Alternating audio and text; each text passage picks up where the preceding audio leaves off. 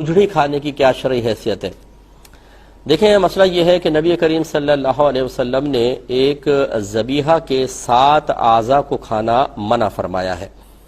اور ان 7 اعضاء میں اوجڑی کا ذکر نہیں فرمایا۔ لیکن فقہا نے دیکھا کہ جن 7 اعضاء کو سرکار نے منع کیا، ہر ایک کے اندر ایک چیز مشترک ہے، اور وہ یہ کہ اس عضو کا کسی نہ کسی گندگی سے اتصال ہے۔ تو بس انہوں نے یہاں پر قیاس کر کے اوجڑی کو بھی منع کیا کہ 7 چیزیں تو نبی کریم صلی اللہ علیہ وسلم نے صراحتاً منع فرمائیں، لیکن چونکہ اوجڑی کا ذکر تو نہیں ہے، لیکن یہ بھی گندگی سے متصل ہوتی ہے، لہٰذا ہم اس کو بھی شامل کریں گے، لہٰذا فقہا نے پھر منع فرمایا کہ اوجڑی کھانا منع ہوگا۔ اب شرعی حکم یہ ہوتا ہے کہ جب قرآن کی نص قطعی سے کسی چیز کی حرمت ثابت ہوتی ہے تو ہم کہتے ہیں یہ حرام ہے، جب حدیث سے ثابت ہو تو ہم کہتے ہیں مکروہ تحریمی ہے، اور یقینی سی بات ہے کہ جب فقہا کے اجتہاد سے کسی چیز کی حرمت ثابت ہوگی تو ہم اس کو ذرا ہلکا حکم دیں گے، کیونکہ یہ حدیث سے ہلکا ہوتا ہے تو ہم کہیں گے یہ مکروہ تنزیہی ہے۔ اگرچہ بعض علماء نے ہمارے اس اوجڑی کو مکروہ تحریمی ہی لکھا ہے،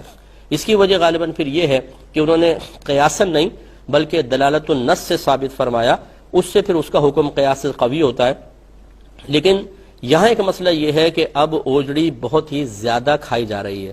میں خود لاہور میں دوران تعلیم طالب علمی وہاں رہا ہوں، اور وہاں میں نے دیکھا صبح ناشتے ہوتے ہیں،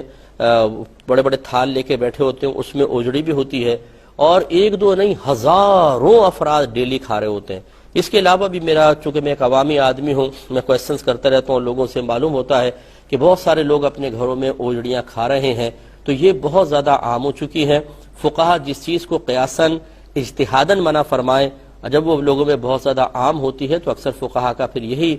معاملہ ہوتا ہے کہ وہ اپنی رائے کو واپس لے کر حکم کو ہلکا کر دیتے ہیں۔ اب چونکہ یہ بہت زیادہ اس میں عموم بلوہ نظر آتا ہے، لہٰذا ہم تو اس کے مکروہ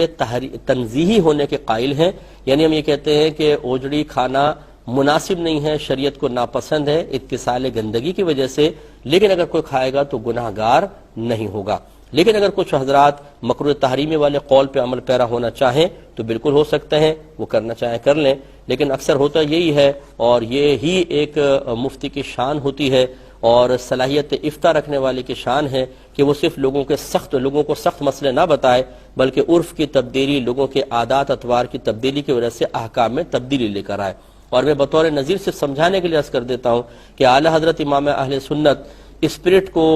ناپاک اور نجاست غلیظہ، پیشاب کی مثل ناپاک قرار دیتے تھے، لیکن جب آپ سے کویسچن ہوا کہ ایک رنگ باہر سے آیا جس کو پڑیا کا رنگ کہتے تھے،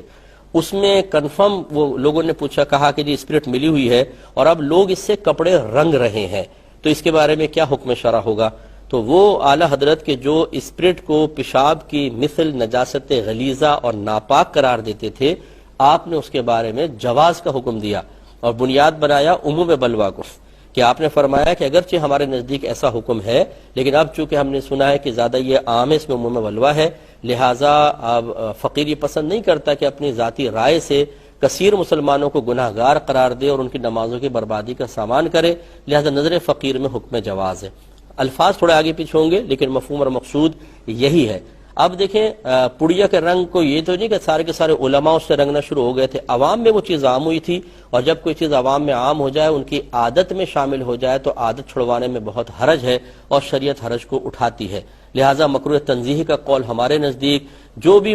اسباب 6 جو مسا حکم کے تبدیلی کے اسباب ہوتے ہیں ان پہ نگاہ رکھنے والا ہوگا، انشاءاللہ وہ اس دور کے اعتبار سے یہی فیصلہ کرے گا۔ اگرچہ بہت سارے ایسے مفتیان کرام موجود ہیں، ان پہ کوئی طنز نہیں ہے، کوئی اٹیک نہیں ہے، کہ جو اسباب 6 پہ نہ دسترس رکھتے ہیں، نہ ان کو یہ معلوم ہے کہ یہ اسباب 6 کہاں اس وقت ان کی وجہ سے تبدیلیاں نظر آ رہی ہیں، بس وہ جیسا کتابوں میں لکھا ہوتا ہے ویسے آگے بیان کرنے کو کافی سمجھتے ہیں۔ بلکہ ہم جیسے اگر کوئی فرد ہے جو ان چیزوں پہ نگاہ رکھ کر اور مزاج شرع کو بنیاد بنا کر کوئی رعایت دینے بھی لگے تو وہ ہم پر اٹیک کرنا شروع کر دیتے ہیں۔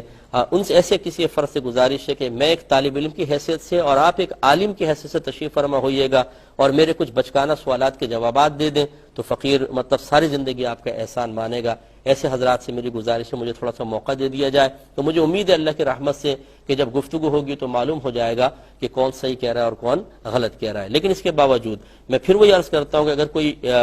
بزرگان دین کی کوئی بات لکھی ہوئی ہے اس کو بے عینی ہی کوڈ کرتا ہے، اس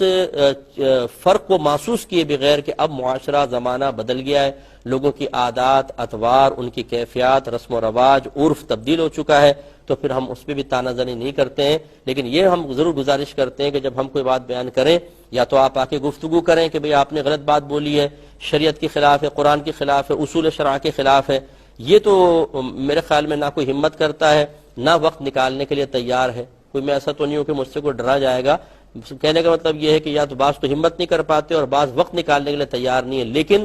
طنز کرنے کے لیے اور پبلکلی اس طرح کے مسائل کو ڈسکس کر کے کسی پر اٹیک کرنے کے لیے تیار ہے، حالانکہ یہ بہت بڑا گناہ ہے اور یہ بہت ہی غلط چیز ہے۔ اس لیے ہماری گزارش یہ ہے کہ یا پہلے ان تمام اسباب سبعہ یا اسباب ستہ پر اچھی طرح نگاہ رکھ کر ان کی روشنی میں جو مسائل میں جدید دور میں تبدیلیاں آئی ہیں اس کو دیکھیں، پھر ہمارے اس بیان کردہ مسئلے کو جب انشاءاللہ سنیں گے تو فرق واضح طور پہ نظر آئے گا۔